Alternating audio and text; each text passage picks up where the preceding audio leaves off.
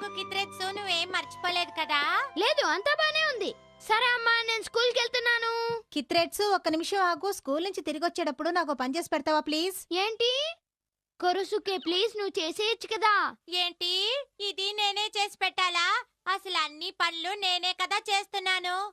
అలా అనకోరుసుకే, నువ్వు నా తమ్ముడివి.